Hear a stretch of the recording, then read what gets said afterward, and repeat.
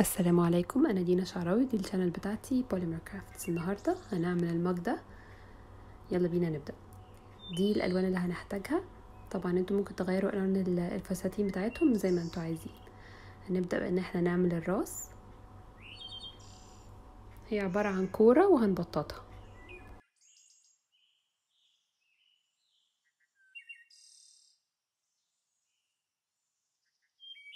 وبعدين بنحط الرقبه وبنحط الجسم. انا اخترت ان انا يعني من نفس لون الفستان هحط الجسم بتاع العروسه.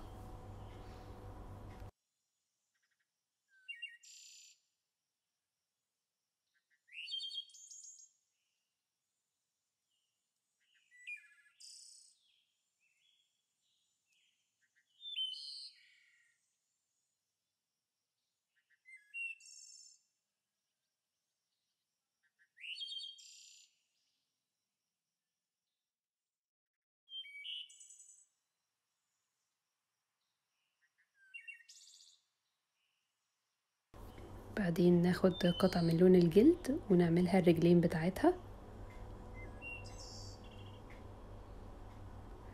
ونبدأ نعمل الجوب او السكيرت بتاعتها. انا اللي مش عارف مش شايفها كويس مثلا، انا هحط لكم لينك الفيديو اللي عاملاه مخصوص عشان خاطر طريقة السكيرت بتتعمل ازاي.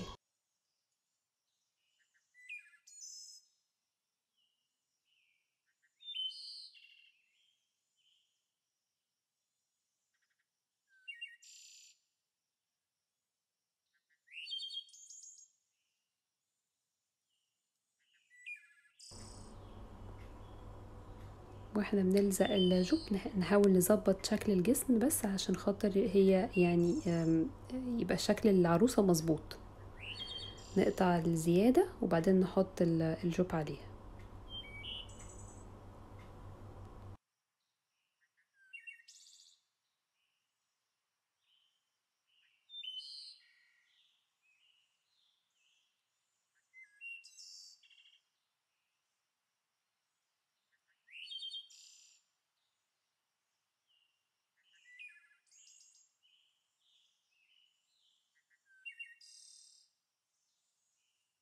انا خدت قطعة صلصال لونها برضو نفس لون الجلد، وبعدين هحط بيها الدراعين بتوعها. هي مش هنعمل دراع كامل لان هي دراعها هيبقى مستخبي ورا البنوتة اللي جنبها كأنهم حاضنين بعض يعني.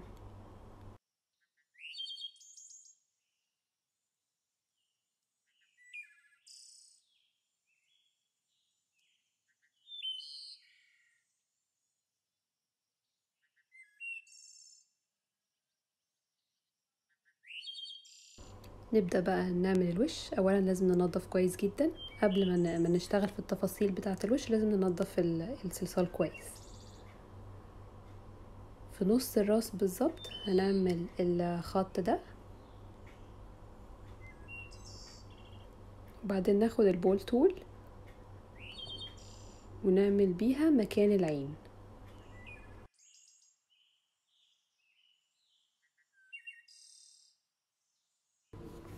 هنحط بقى التفاصيل بتاعتنا اللي هي الاول هنحط اللون الابيض نملى بيه المكان اللي احنا عملناه بالبول تول ده.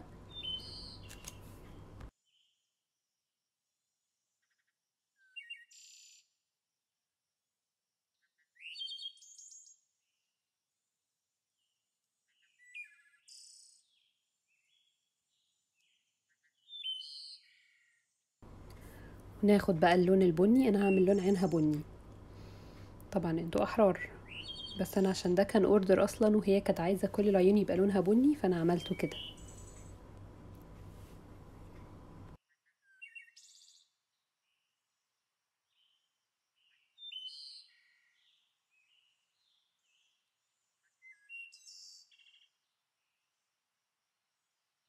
والنيني طبعا بيبقى لون اسود، بيكون طبعا اصغر من لون البني اللي احنا حطيناه ده. ونراعي ما نحفرش قوي واحنا بنحطهم عشان خاطر ما يبقاش شكل العين غريب.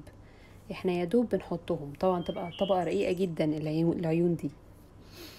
وبعد كده نحط بقى الرموش بتاعتها. يبقى خط اسود رفيع خالص ونحطه على العين من فوق. في ناس بتحطه من تحت زي ما انتوا حابين على حسب شكل العين اللي انتوا عايزينها يعني.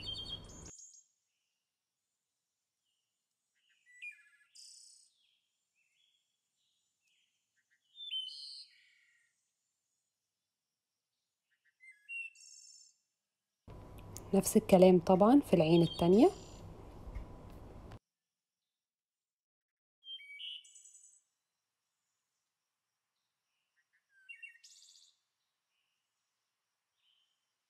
بالنسبة للشعر بقى، انا اخترت اللون البني.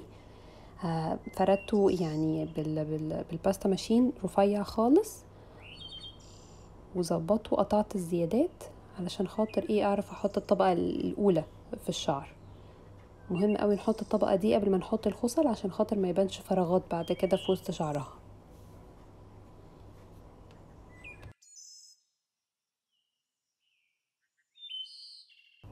عملت تأثير الشعر بظهر الكتر او بنيدل تول، الاتنين هينفعوا.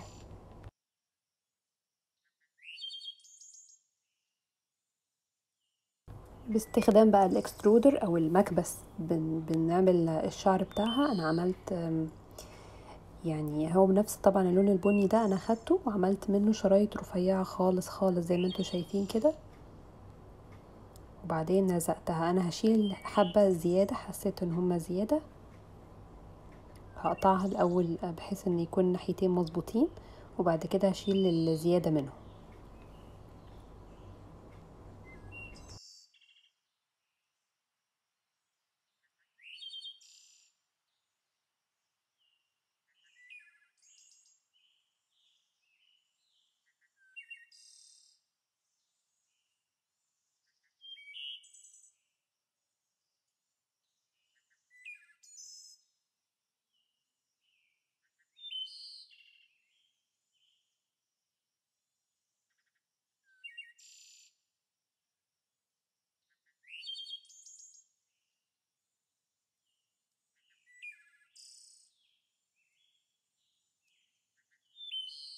ودلوقتي بقى طبعا من نفس لون الشعر هنعمل الحواجب.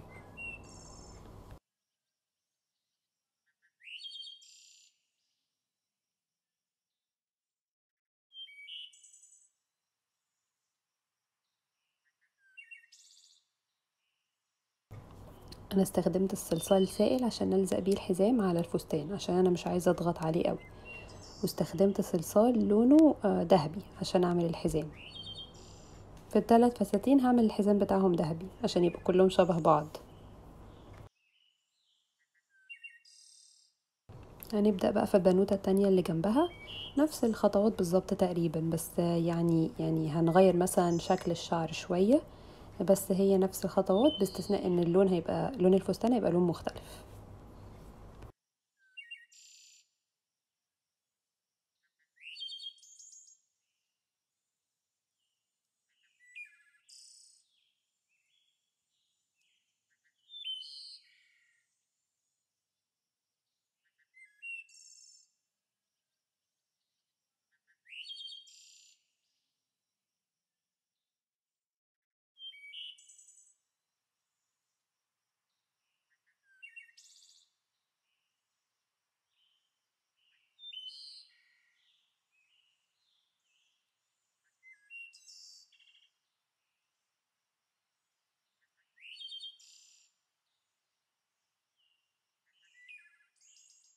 حابة افكركم ان لو الفيديوهات بتاعتي بتعجبكم ما تنسوش تعملوا لايك وسبسكرايب وتفعلوا الجرس عشان يوصلكم كل جديد.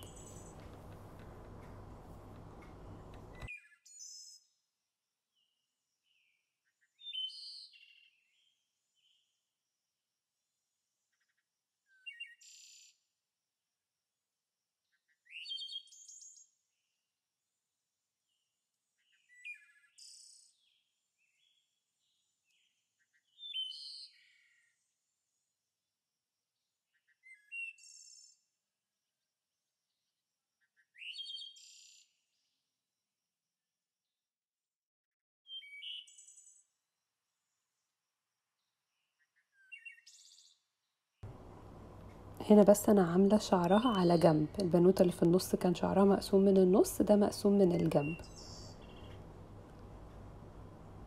والبنوتة الأخيرة هيبقى شعرها كيرلي عشان يعني يبقى فيه اختلاف ما بينهم وبين بعض.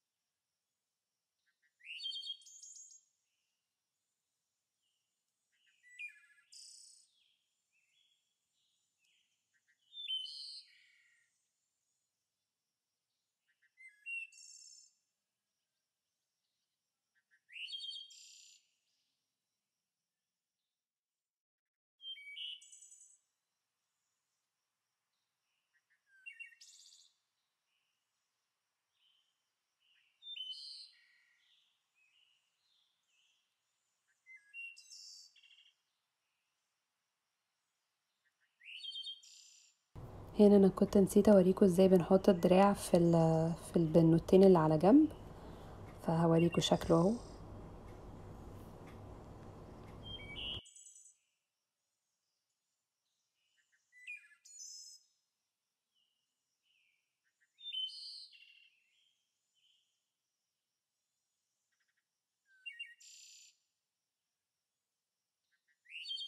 بالنسبه للشعر الكيرلي بقى احنا بناخد خصل خصل وبالنيدل تول بنعمل بيه تأثير الشعر، وبعدين بناخد خصلة خصلة من دول ونلفها على شكل شعر كيرلي.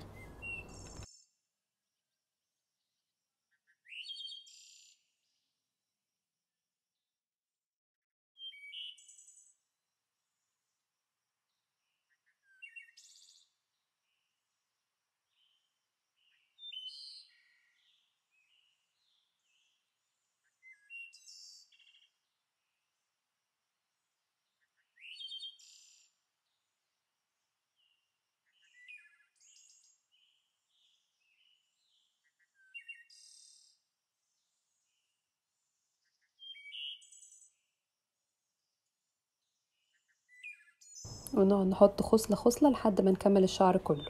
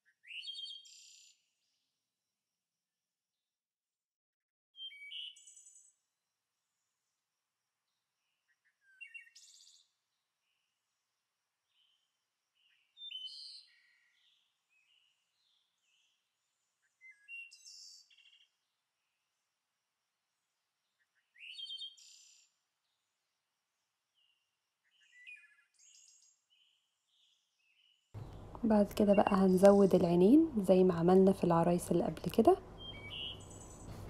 وبس. نبقى احنا كده خلصنا. يا رب يكون الفيديو عجبكم، ولو عجبكم ما تنسوش تعملوا لايك وسبسكرايب وتفعلوا الجرس عشان يوصلكم كل جديد.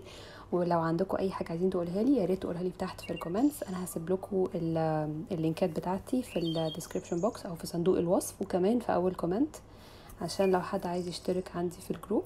يا ريت، احنا كلنا هناك مبتدئين، انا بقعد اقول الكلمه دي كتير علشان خاطر انا دايما شايفه ان كلنا هنفضل مبتدئين على طول، يعني دايما بنتعلم، فاحنا كلنا بنتعلم من بعض في الجروب، فتعالوا انضموا لينا وان شاء الله تستفيدوا. وبس كده، ميرسي، باي باي.